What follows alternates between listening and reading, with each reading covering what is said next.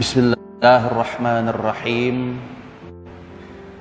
Alhamdulillahirabbil alamin. Assalatu wassalamu ala sayyidina Muhammadar Rasulil amin wa ala alihi wa ashabihi ajma'in. Allahumma rabbi shrah lana sudurana wa yassir lana umurana wahlul 'uqdatam min alsinatina tafqahu aqwaluna. Allahumma inna na'udzubika min ilmin la yanfa' wa min qalbin la yakhsha' wa min nafsin la tashba' wa min da'watin la yustajabu laha. Qala Allah Ta'ala fil Qur'anil 'azim, a'udzu billahi minasy syaithanir rajim.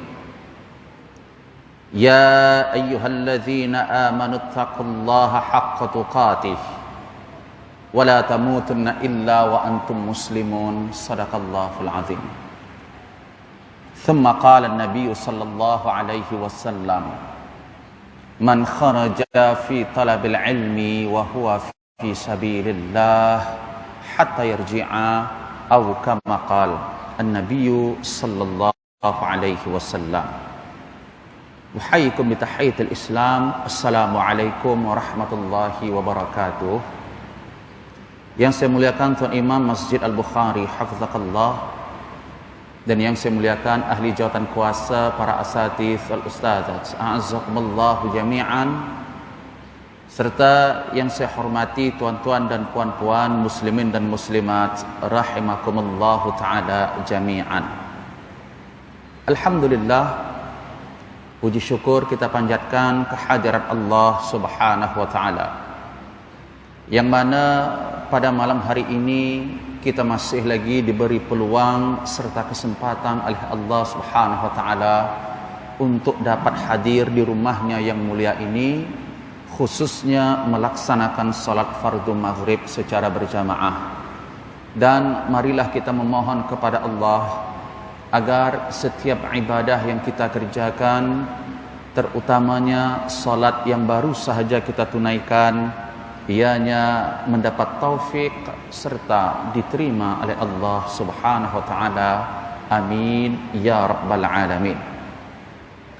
Tuan-tuan dan puan-puan dirahmati Allah sekalian, kita masih lagi meneruskan wasiat Rasulullah sallallahu alaihi wasallam berkenaan dengan birru al-walidaini, yaitu berbuat baik kepada kedua ibu dan ayah, berbakti kepada kedua ibu dan ayah.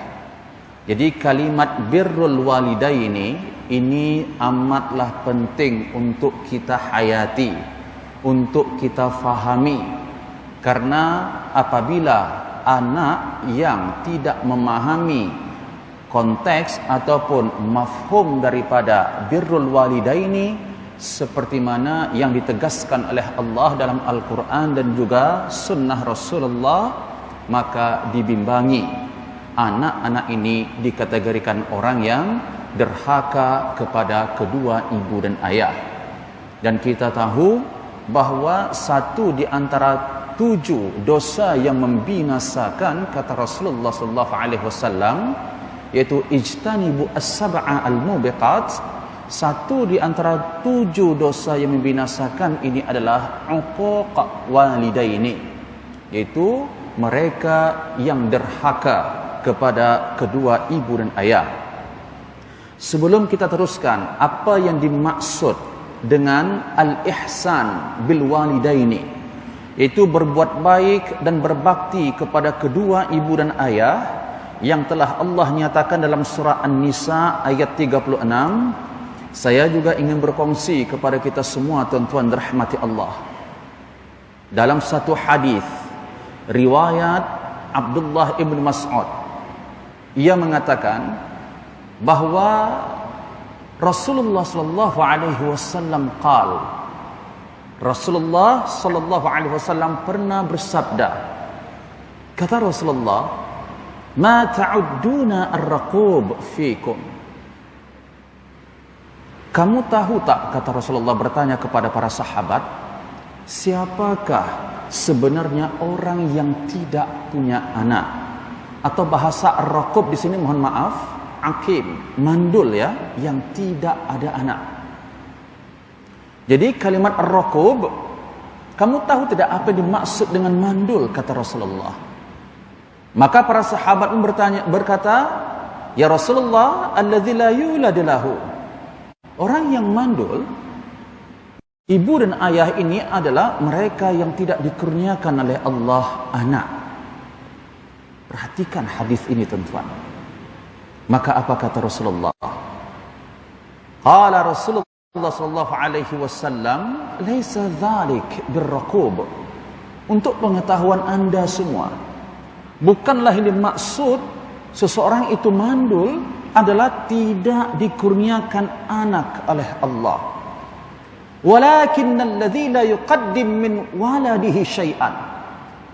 Pada hakikatnya seseorang yang mandul di dalam perspektif agama Islam adalah mereka yang dikurniakan oleh Allah anak, bahkan anak yang ramai, tetapi seorang pun anak dia tidak dapat melakukan apa-apa sahaja kebaikan untuk ibu dan ayahnya ini, khususnya pada saat mereka wafat dan meninggal dunia.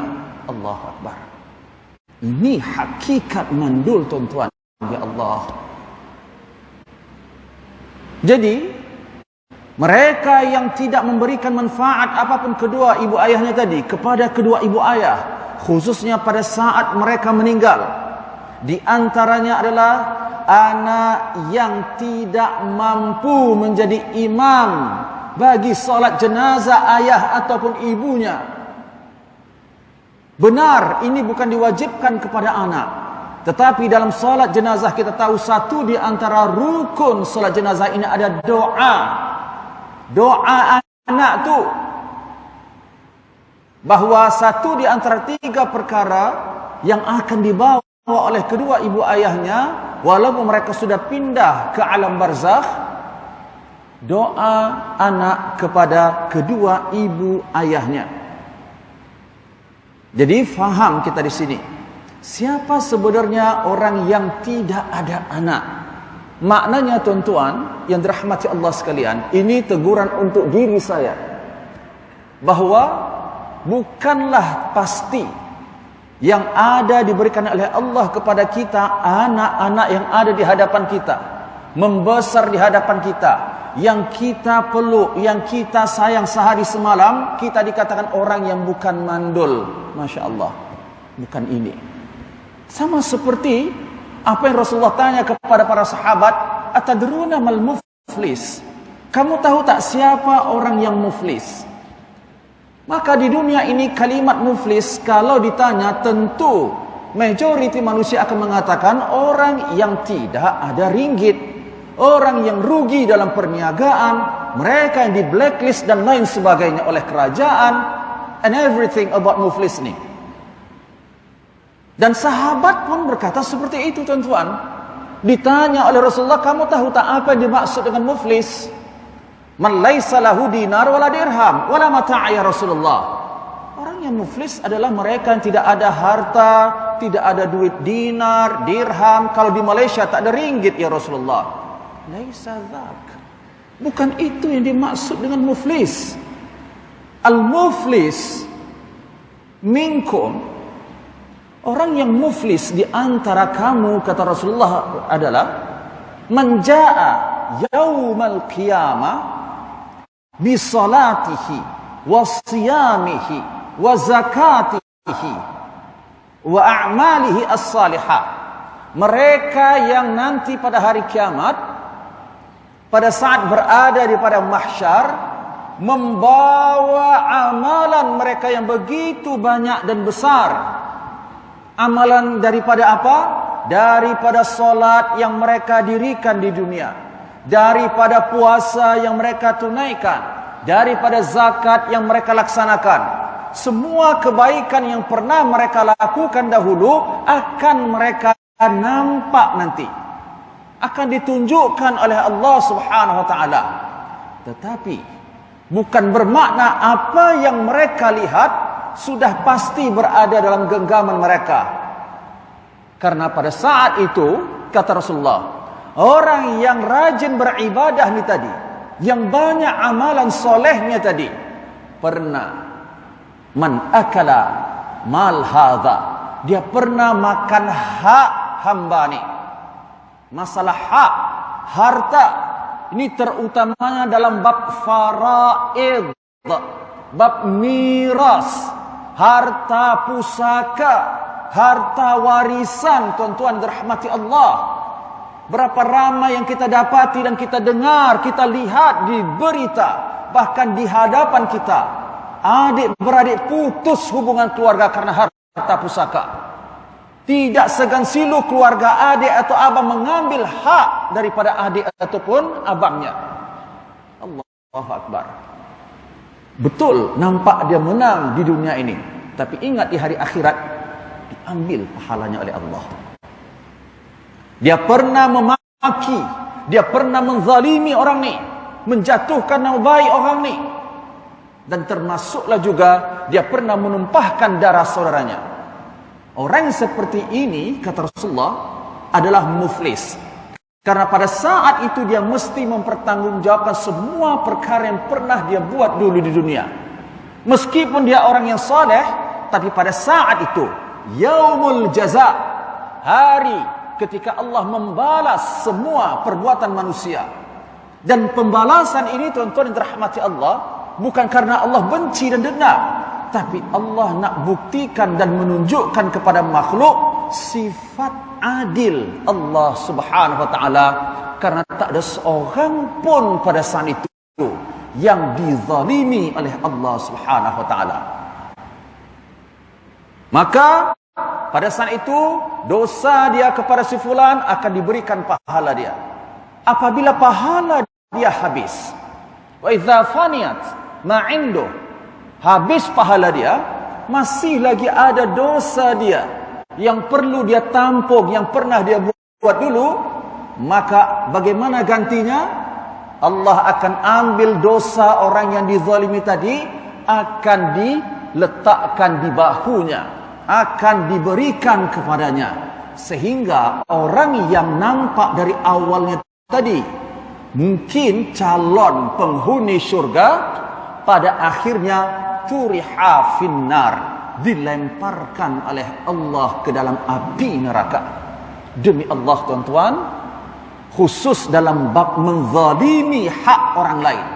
Menzalimi di sini apakah itu berkenaan dengan harta benda, berkenaan dengan kuasa, berkenaan dengan akademik. Jangan kata pensyarah, jangan kata seorang guru tidak zalim kepada muridnya, kepada anaknya. Ingat, ittaqi da'watal mazlum. Di dunia anda menang, di dunia anda nampak maksum, tapi tidak di hadapan Allah. Doa orang dizalimi tidak ada hijab di sisi Allah, kata Rasulullah sallallahu alaihi wasallam. Dan Rasulullah berpesan, man kana 'indahu mazlamatun li akhihi falyastahillahu al'an. Wahai umatku, kata Rasulullah, sesiapa sahaja kamu di dunia ini pernah melakukan kezaliman. Kezaliman bukan hanya tumbuk, pukul, cederai sahaja, termasuk juga menjatuhkan nama baik, damage reputation to someone. Ini juga termasuk zalim. Falyastahillahu al'an, minta halalkan cepat-cepat pada hari ini. Karena hak dan dosa hamba ini, tuan-tuan dirahmati Allah, ada yang dosa direct berkenaan dengan hak-hak Allah, ada pula dosa berkenaan dengan hak-hak makhluk. Dan khususnya berkenaan dengan hak-hak makhluk ini, dengan izin Allah tidak selesai, sehinggalah kedua belah pihak tadi menyelesaikannya sama ada di dunia ataupun nanti di hari akhirat.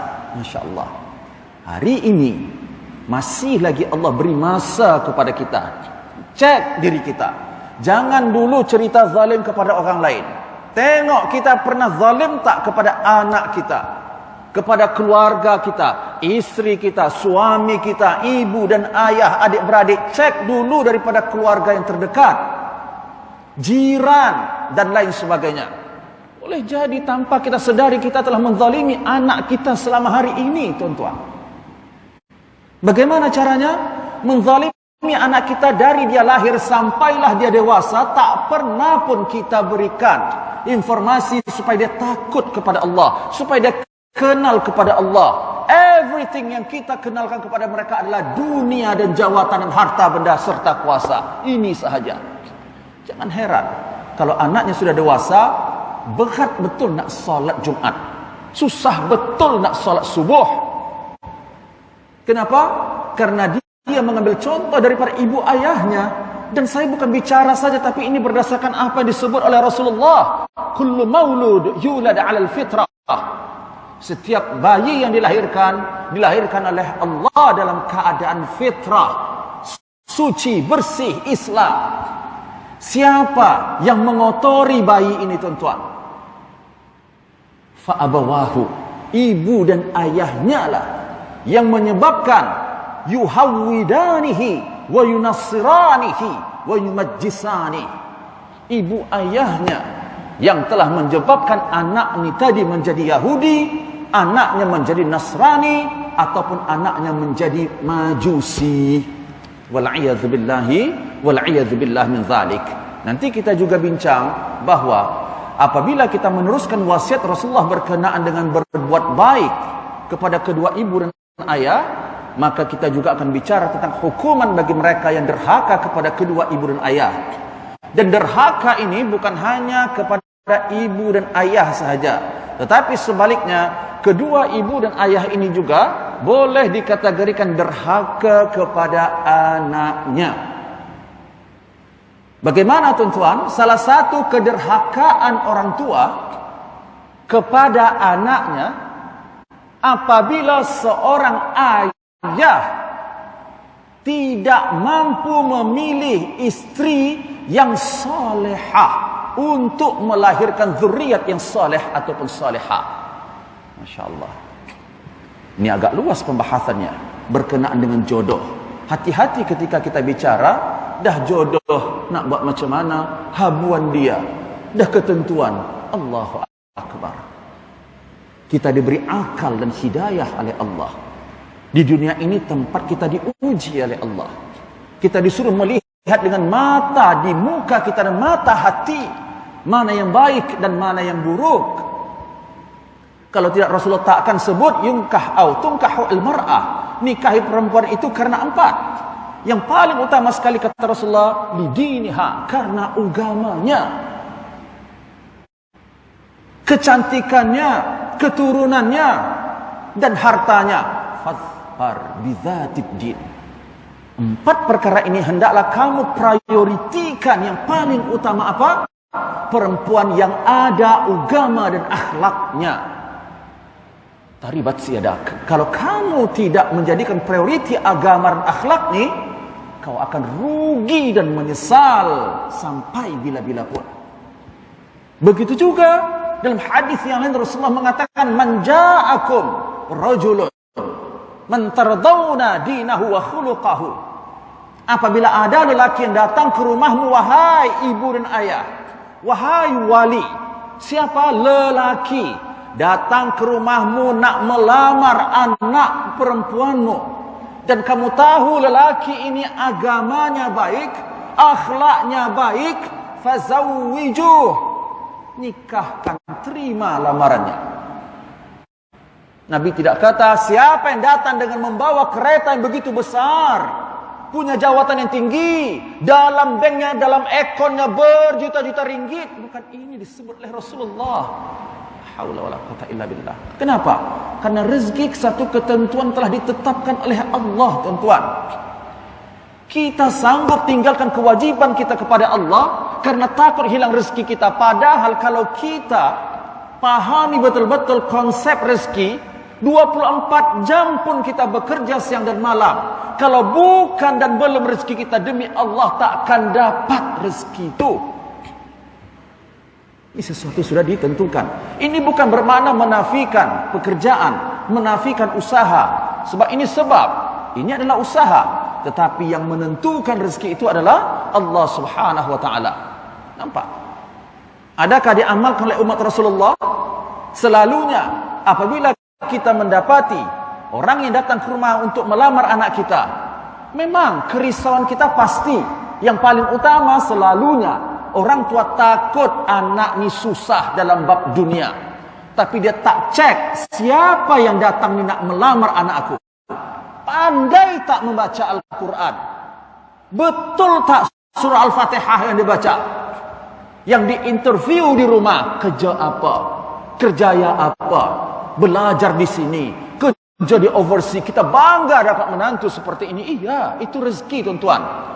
Tetapi malamnya, anak yang memiliki suami yang kita bangga-banggakan sangat ni, menjadi imam bagi anak perempuan dia pun tak mampu. Baca Al-Fatihah pun tak lepas. Allahu Akbar. Jadi, tuan-tuan dirahmati Allah, apa yang dimaksud dengan berbuat baik kepada kedua ibu dan ayah? Jadi berbuat baik kepada ibu dan ayah di sini, sebahagian ulama, ini saya nakalkan daripada kitab Al-Mukhtasar Al-Mufid, bahawa orang yang dikategorikan ihsan kepada kedua ibu dan ayah. Saya ulang, firman Allah dalam surah An-Nisa ayat 36. Allah menyeru, wa'budullaha wa la tusyriku bihi syai'an. Sembahlah Allah, jangan sekali-kali engkau mensekutukan Allah dengan sesuatu apapun. Direct Allah sandingkan perkara yang berikutnya yang dituntut oleh Allah kepada hambanya apa? Wa bil walidaini ihsana. Berbuat baiklah engkau kepada kedua ibu dan ayahmu. Nanti kita akan bahas apa yang ditafsir oleh Ibnu Abbas. Terdapat di dalam ayat Al-Quran, Allah sertakan taklif ataupun syarak serta hukum hakam ini dengan hak kepada kedua ibu dan ayah. Maknanya kalau kita tak selesaikan hak kedua ibu ayah, dibimbangi amal ibadah kita ditolak dan tak diterima oleh Allah Subhanahu wa taala. Jadi yang kita nak ulas di sini, apa yang Allah nak maksudkan wabil walidaini ihsana. Selain Allah seru kita untuk menyembahnya dan tidak mensekutukannya, selepas itu direct Allah suruh kita berbuat ihsan kepada kedua ibu dan ayah. Dan maksud ihsan kepada kedua ibu dan ayah di sini adalah an yaquma bi khidmatihima. Anak ni tadi berkhidmat, menolong, membela kedua ibu dan ayahnya. Nampak tuan-tuan dirahmati Allah? Kadang-kadang anak-anak bergaduh satu dengan yang lainnya. Tolak menolak. Saya sibuk. Saya ini, saya ada ini. Kamulah kena jaga. Kamu yang jaga mak, kamu yang jaga ayah, kamu yang cuci kencingnya, kamu yang ya. La haula wala quwwata illa billah. Ini kita tidak dikategorikan orang yang betul-betul menunaikan, orang-orang yang betul-betul berkhidmat kepada ibu dan ayahnya tadi. Pernah tak kita tanya kepada ibu dan ayah kita, pernah tak mereka tolak menolak? Waktu nak jaga kita di waktu kecil. Tapi kenapa pada saat mereka sudah tua dan lemah, tambahkan lagi dah nyanyok, seolah-olah orang tua itu adalah bahan lelucuan, bahan ejekan, bahan tertawaan. La ilaha illallah. Bagaimana murka Allah itu tuan-tuan? Hanya Allah saja yang tahu. Hati-hati anak-anak. Kemudian yang dimaksud dengan ihsan kepada kedua ibu ayah juga adalah la yarfa' sautahu alaihima. Tidak sekali-kali mengangkat suara di hadapan kedua ibu dan ayah itu. Ini ihsan. Maknanya kalau dia berkhidmat kepada ibu dan ayahnya, tetapi pada saat dia bermuamalat kepada ibu dan ayahnya dengan meninggikan suaranya, belum lagi dikatakan orang yang ihsan. Ini maksudnya. Wala yakhshan fil kalam ma'ahuma. dan sekali-kali tidaklah mengeluarkan kata-kata kasar dan kesat kepada kedua ibu ayah tersebut, serta anak-anak itu berusaha untuk memenuhi keperluan kedua ibu ayah ini tadi, dan menginfakkan hartanya kepada kedua ibu ayah tadi kadar yang ia mampu. Dan termasuk juga di sini ihsan adalah jangan sekali-kali Anda pada saat berjumpa kedua ibu ayah tersebut dalam keadaan wajhun abus, muka yang masam. Wa hadza la yu'addu muhsinan. Siapa yang tidak memenuhi kriteria yang kita sebutkan tadi, maka ia belum lagi disebut ihsan seperti yang Allah tuntut di dalam Al-Quran ini tadi. Kemudian berbuat baik, taat kepada ibu dan ayah secara umumnya ada 3 syarat. Jadi ada 3 syarat utama yang perlu kita tahu, baru kita dikatakan orang yang berbuat baik kepada ibu dan ayah, taat kepada kedua ibu dan ayah. Syarat taat itu maksudnya. Syarat baru anak itu dikatakan berbakti, taat kepada ibu dan ayah. Syarat sah salat. Tak dikatakan salat kalau orang tak penuhi syarat tersebut. Syarat puasa, syarat sah salat Jumat, dan semua taklif Allah. Maknanya kalau tak dipenuhi syarat ni, bermakna dia tidak melakukan perkara yang dituntut tersebut. Adakah orang disebut salat kalau dia tidak berwuduk, tuan-tuan? Kalau dia tidak menghadap ke kiblat pada salat fardu, kalau dia tidak menutup auratnya, ini syarat. Penuhi syarat dulu baru beribadah salat. Penuhi syarat dulu ketika kamu nak berbakti kepada ibu dan ayah. Bukan ikut faham anda ya anak-anak, tapi ikut faham yang diajarkan oleh syarak.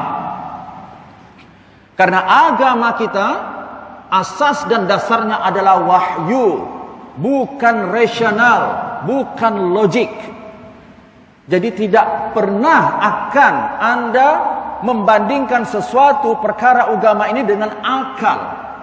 Terkadang kita berfikir tak sesuai, macam tak rasional, macam tak logik. Bukan macam tak logik, sebab itulah kita dituntut menjadi hamba yang sam'an wa ta'atan.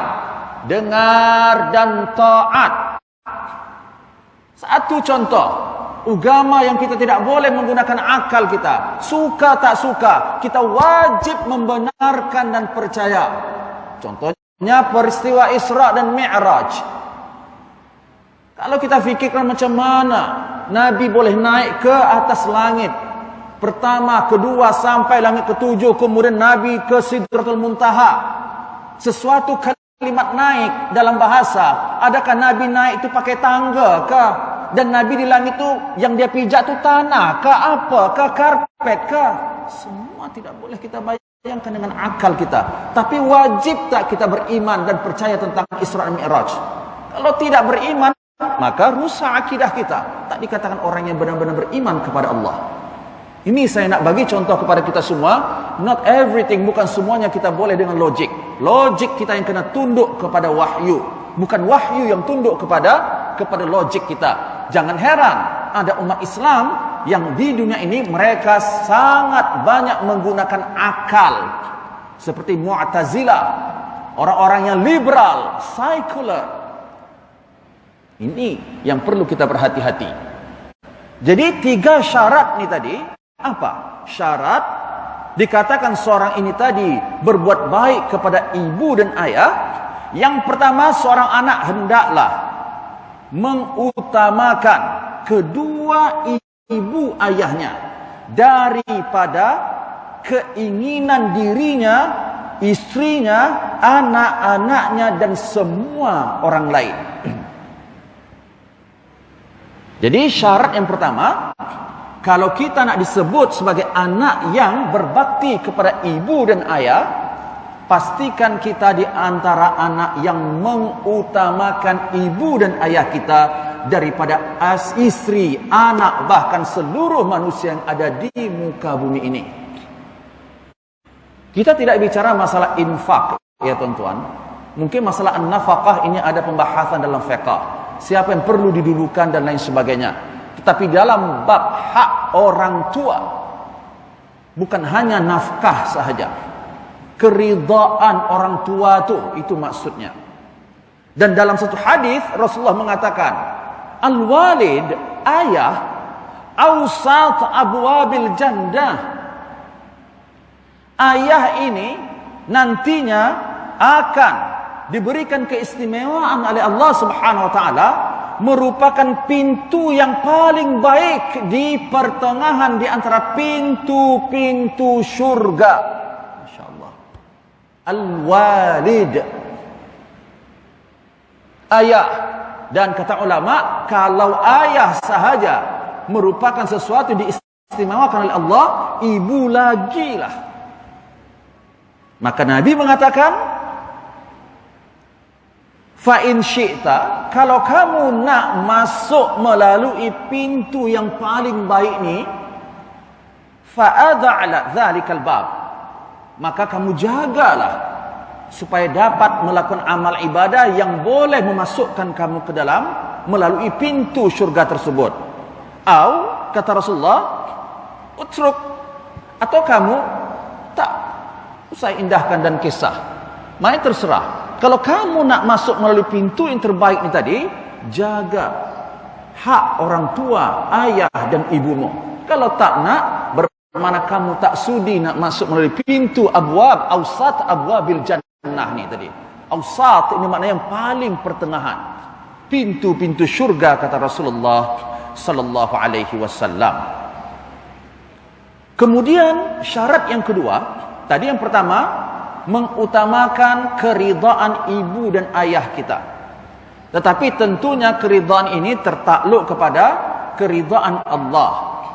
Kalau orang tua menyuruh sesuatu, melarang sesuatu dan tidak bertentangan dengan syarak, itu maksudnya.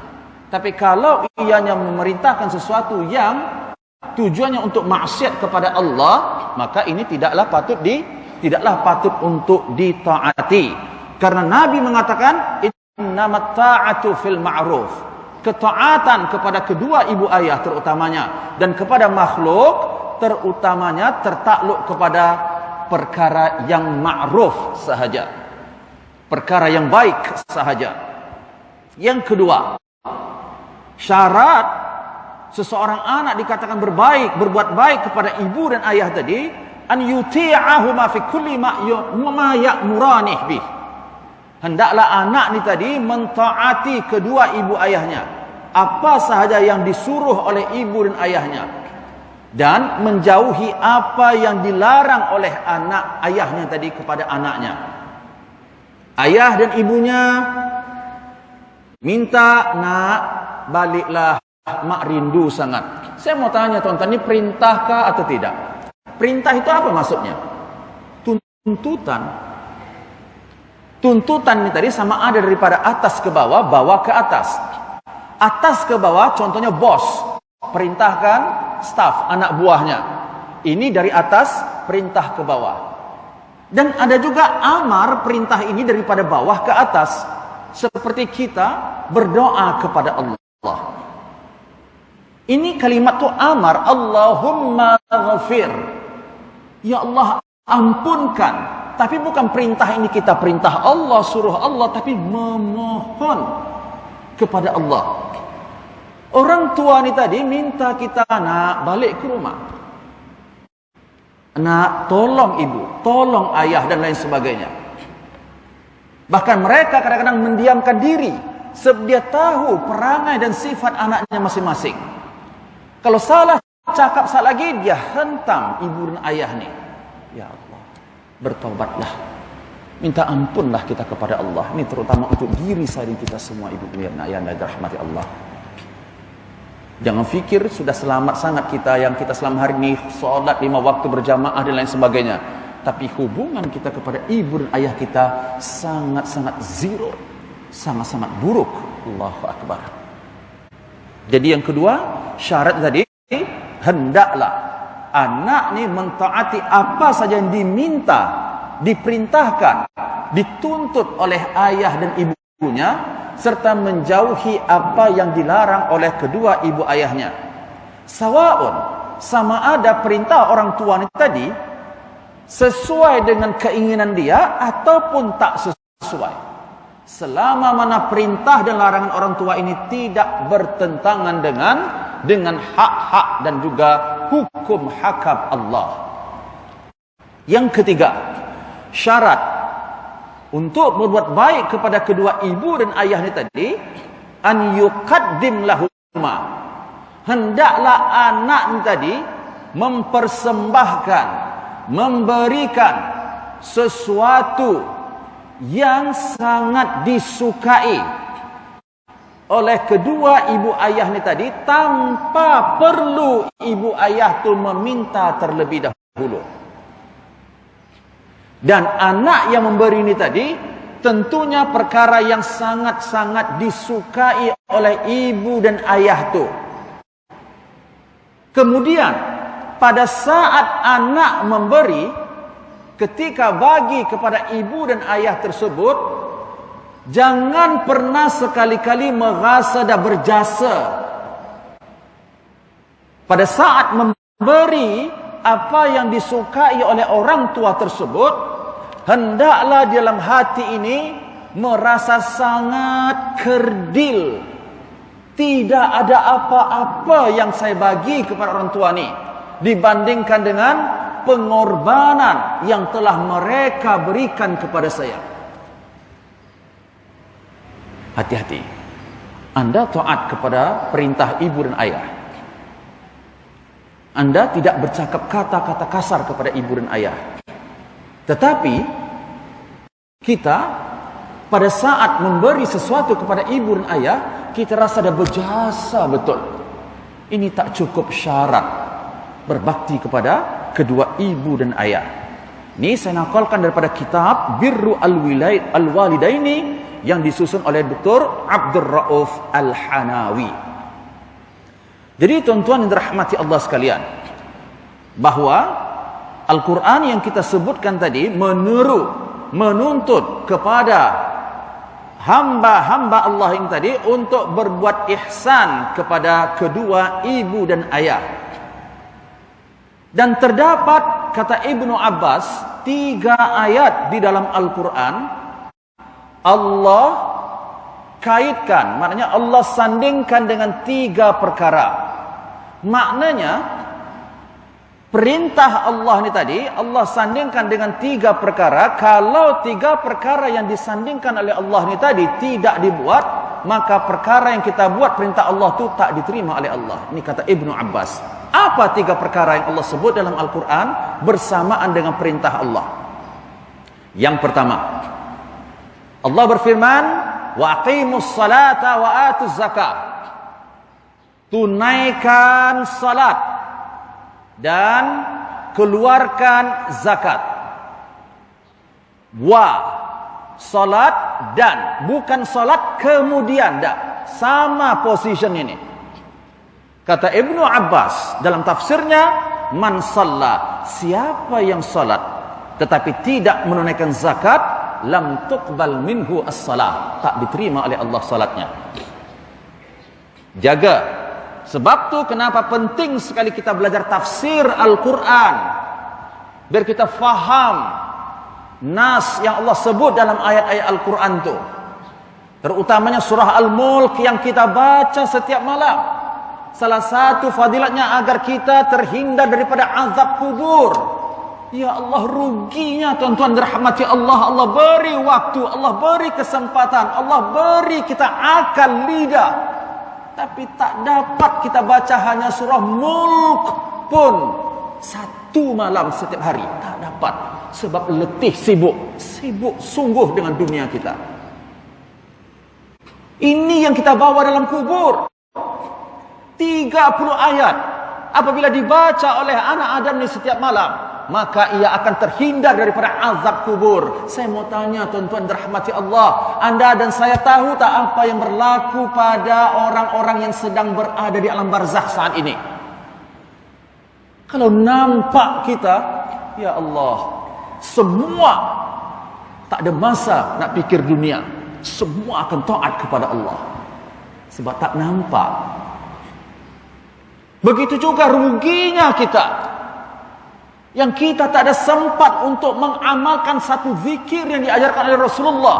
Zikir ini kelebihannya akan menjadi penerang di saat dia berada gelap yang amat dalam kubur, akan menjadi nur dan penerang nanti nampak jalan tu ketika dia meniti di titian as-sirat. Wallahi tuan-tuan, pada hari kiamat di padang mahsyar, keadaan bukan lagi seperti dunia. Yauma tubaddalul ardu ghairal ardi was samawat.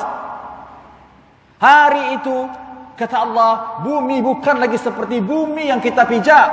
Jangan mimpi ada lampu TNB tuan-tuan. Tak ada lagi bintang bulan, semua musnah. Hari bukan lagi dihitung dengan 24 jam. Ini bab akhirat yang merupakan satu di antara rukun iman. Tetapi masalahnya sejauh mana kita faham rukun iman khususnya berkenaan dengan hari akhirat ni. Takkah kita gerun? Nabi mensifatkan as-sirat tu saja adaqqu minasy'ari, lebih halus daripada rambut, ahaddu minas saifi, lebih tajam daripada mata pedang, dan sangat licin tuan-tuan. Ada yang merangkak, dibakar, ditarik, dimasukkan ke dalam api neraka. Sebab tu baca surah Al-Mulk ayat yang ke-6 sampai ayat yang ke-11. Ini kalau anda rujuk tafsir, di situ Allah menjelaskan ada 4 sifat api neraka Allah. Ya Allah, salah satu sifatnya saya sebutkan di sini kepada kita semua. Siapa saja dan apa saja yang masuk ke dalam api neraka itu akan mengeluarkan bunyi dan suara yang begitu hina. Ya Allah, tuan-tuan pernah tak dengar api yang besar, kemudian tuan-tuan lemparkan di dalam api tadi itu rumput yang kering ataupun kayu bakar yang kering? Macam mana bunyinya tuan-tuan? Berbunyi tak? Berbunyi. Macam tu, lebih daripada itu lagi. Baca surah Al-Mulk, pahami. Bukan hanya surah Al-Mulk, 114 surah tuan-tuan. Soalannya saya tanya kepada diri saya, Rizal, what is your priority in this life? Apa prioriti kamu di dunia ni? Apa keutamaan yang kamu fikir untuk kehidupan kamu di dunia ni? Apa yang paling utama? Coba tanya diri kita. Ketika kita bicara dengan keluarga, anak dan kepada manusia, tentunya kita berfikir, saya ke depan ni nak punya rumah, nak punya pekerjaan, nak punya kereta, nak punya. Tak ada kita dengar keinginan dan prioriti mereka. Saya memprioritikan diri saya agar supaya selamat daripada azab Allah. Ada tak kita dengar? Ini yang sepatutnya tuan-tuan tahu. Nabi sendiri berpesan kepada putrinya Fatimah, ya Fatimah, anqidhi nafsak minan nar fa inni la amlik syai'an dzakal yaum atau kama qala. Kata Rasulullah, wahai anakku Fatimah, di dunia ini pandai-pandailah kau selamatkan dirimu agar jangan sampai di hari akhirat dibakar oleh Allah dalam api neraka. Ini Fatimah tuan-tuan, isteri Ali bin Abi Talib, dipesan oleh Rasulullah. Kalau kita bandingkan diri kita dengan Fatimah dan Ali bin Abi Talib, apa tuan-tuan? Saya mohon maaf. Tapi Nabi pesannya kepada putrinya yang salihah, Ahlul Bait, tuan-tuan. Karena apa kata Rasulullah? Saya sama sekali tak ada kuasa, tak mampu nak menolong kamu nanti pada hari kiamat. Benar, Rasulullah diberi kelebihan oleh Allah, ada namanya syafaat. Tapi syafaat tuan-tuan tidak akan berlaku kalau tidak dengan izin dan ridha Allah. La yashfa'u 'indahu illa biizni, yang tuan baca dalam surah ataupun ayat Al-Kursi itu. Ada siapa yang boleh memberikan syafaat kepada siapapun termasuk Rasulullah. Kalau Allah tidak benarkan dan izinkan. Anda tahu cerita Nabi Ibrahim memohon syafaat kepada Allah, tetapi mohon syafaat pada hari akhirat supaya ayahnya diselamatkan? No, tidak dibenarkan oleh Allah. Nih. Jadi 3 syarat ini penting sekali untuk kita fahami agar kita tergolong orang-orang yang berbuat baik dan taat kepada kedua ibu dan ayah. Jadi kata Ibnu Abbas 3 ayat juga yang Allah iringkan. Maknanya satu ini kalau tak dibuat maka tak diterima yang lain. Yang pertama tadi, dirikan salat dan tunaikan zakat. Dirikan salat dengan sebenar-benarnya Tuhan. Minta pertolongan Allah. Saya ulang nih, minta pertolongan Allah. Nak beribadah apapun itu yang fardu ataupun yang sunnah, tolong rendahkan diri ni. Hinakan kita ni lemah tuan-tuan. Satu buktinya saja ketika azan berkumandang yang pernah kita sebut dulu, hayya 'alas salah, hayya 'alal falah. Tuan-tuan sebut, jawab apa? La haula wala quwata illa billah. Tak mampu ya Allah nak menunaikan salat dan menjadi hamba yang berjaya ya Allah. Nabi pesan kepada Muadz bin Jabal yang kita sebut pada minggu lepas.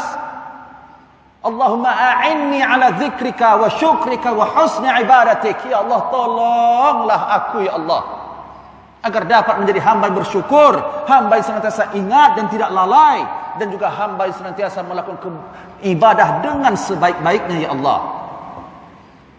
Begitu juga minta tolong kepada Allah, ya Allah mudahkan hamba untuk berzikir ya Allah. Zikir ini yang saya sebutkan tadi untuk penerang di alam kubur dan juga di atas sirian asyirat. Apa zikirnya? Mungkin tuan-tuan sudah pernah mendengar ataupun sudah ada yang amalkan. Allahu Akbar kabira, adad asy-syaf'i wal witri wa kalimatillahi tammat at-tayyibat al-mubarakat 3 marrat, 3 kali.